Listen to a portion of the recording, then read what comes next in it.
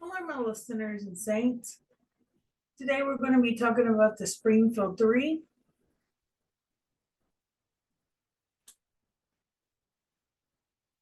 We get some of this cleared up and we will begin.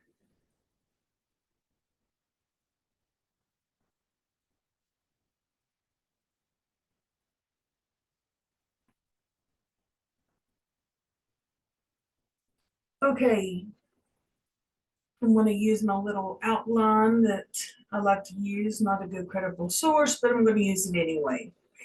The Springfield 3 refers to an unsolved missing persons case that began on June 7th, 1992. There's reports that it's June 6th, but there'll be a time, you'll see what I'm saying, when friends Susie Streeter, and Stacy McCall, and Streeter's mother, Cheryl Levitt, went missing from Levitt's home in Springfield, Missouri, United States. All of their belongings that were personal, including cars, purses, clothes, were all left behind. There were no signs of a struggle except a broken porch light globe on the outside. Now, this is like you would have a globe around your porch light, and it was what was broken. And that was found by people that came to see what was going on because they had not shown up for work or anything like that. There were no signs of struggle except for the porch light. There was also a message on the answering machine that police believe might have provided a clue about the disappearances, but it was very inadvertently erased.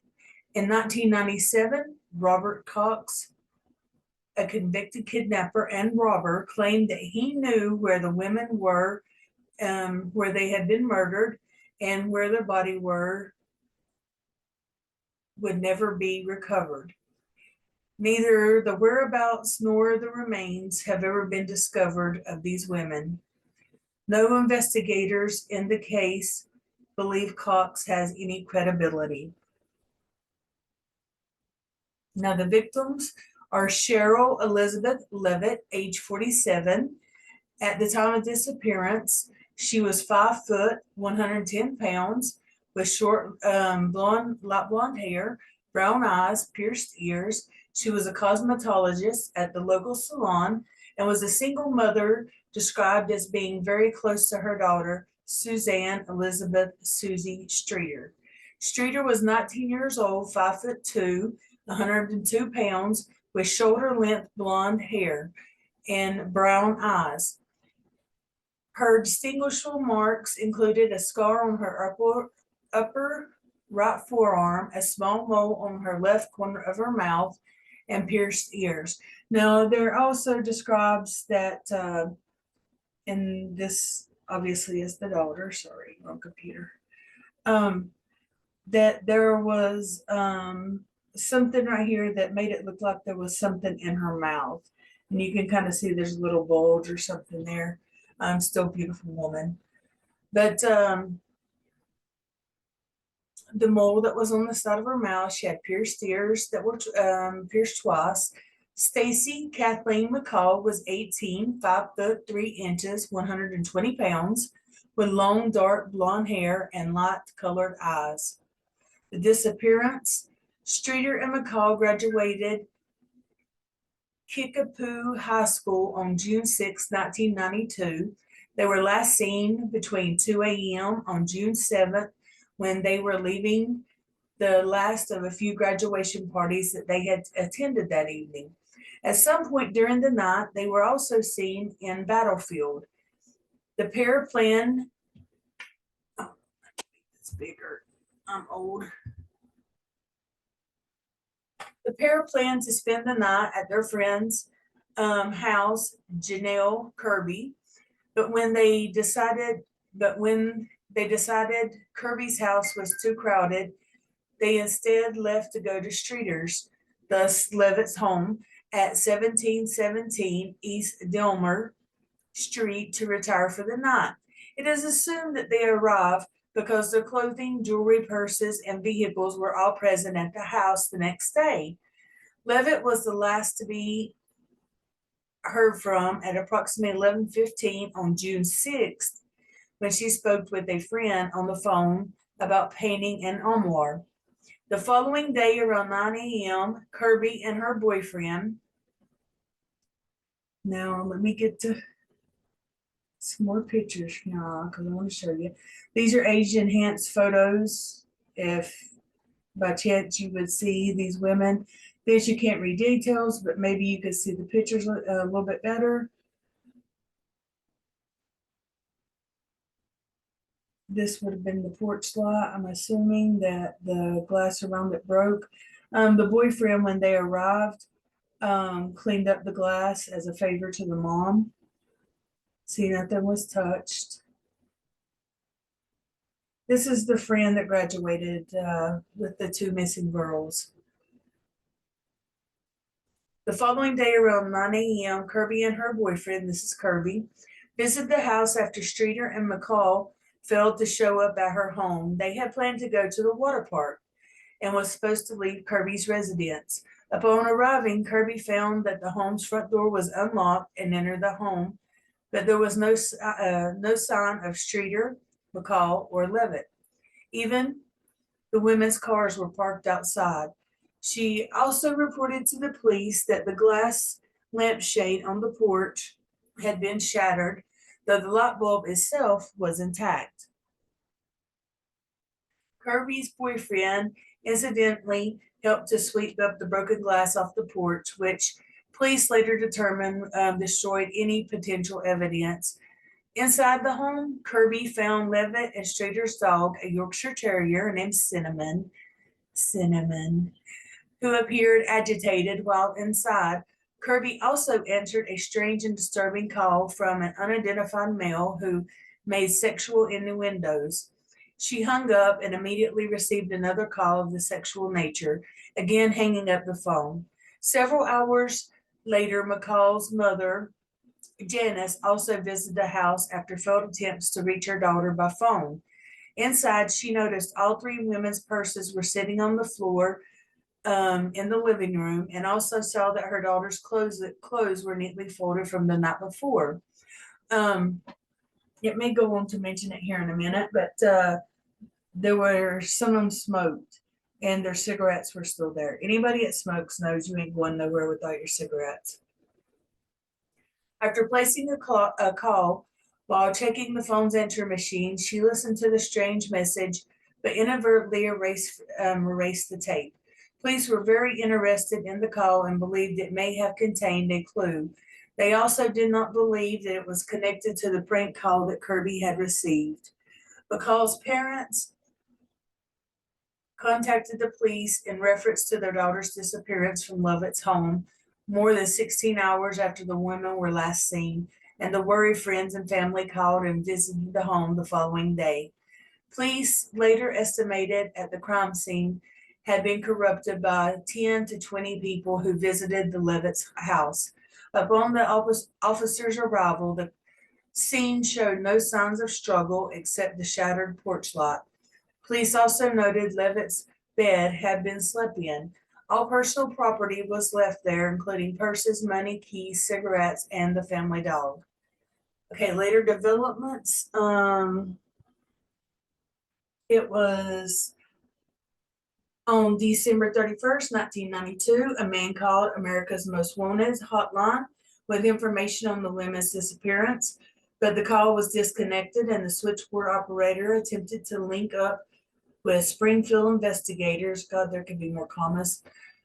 Police said that the caller had prime knowledge of the abductions and publicly appealed to the man to contact them again, but he never did.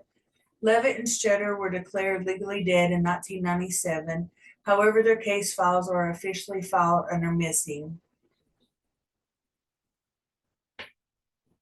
Let me see. Of course, there's suspects, there's a reward. As of 2023, the case remains unsolved in spite of a upward 5,000 tips from the public.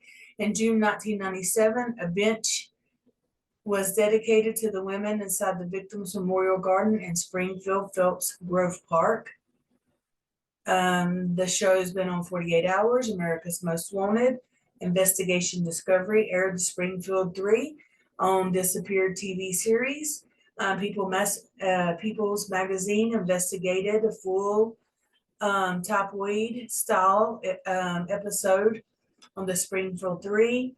And then there's also a podcast, The Springfield 3, A Small Town Disappearance. There's also like Fort Worth Missing Trio, a list of people that's disappeared, Yuba County 5. There's a lot of people that have went missing, but these 3 ladies still have not been found. And we are going to look over. I keep using my long mouse, sorry. See, the house was not disturbed. This was them on graduation day. This is the one that didn't go missing. These 2 did. This was them on graduation.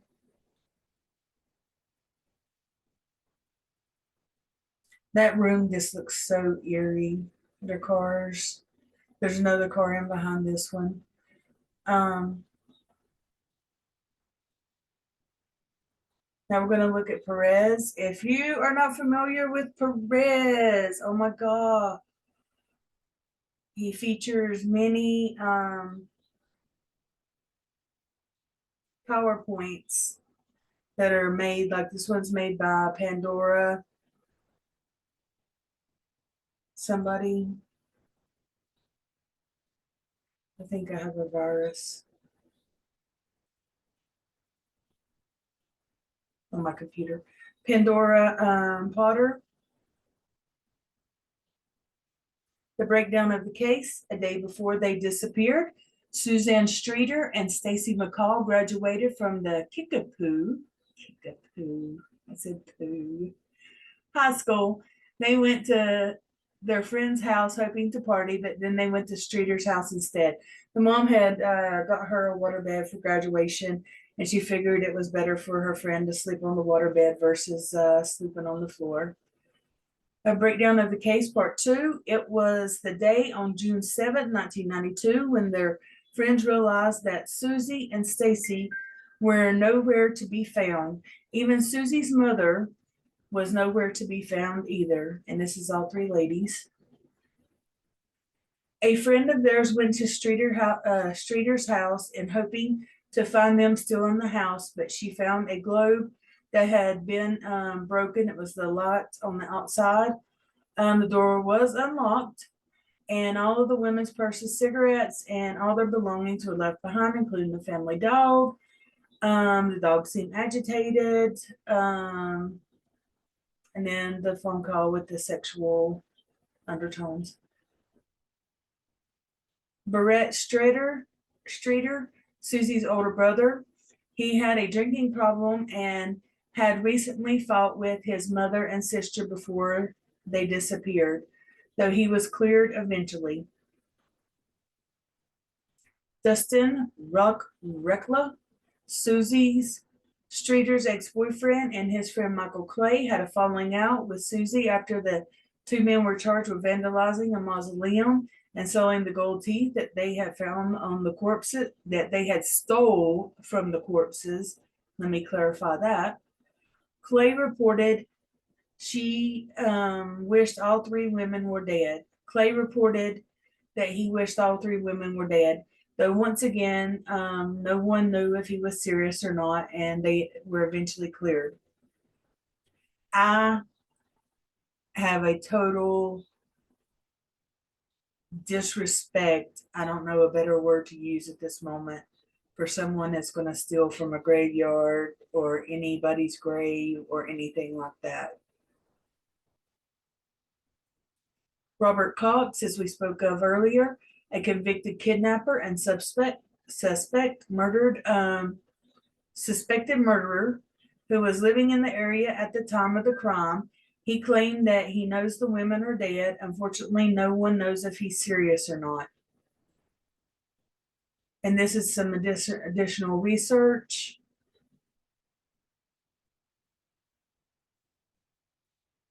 That's Gerald Carhanen.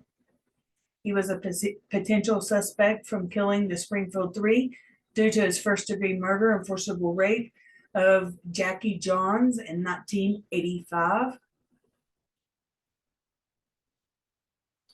Richard used a machine that can detect a disturbance in the ground.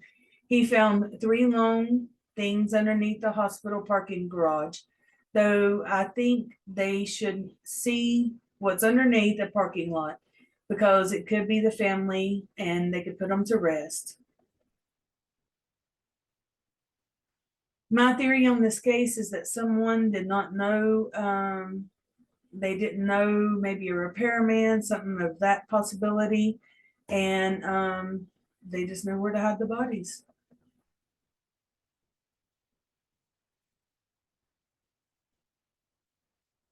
And here is our sites.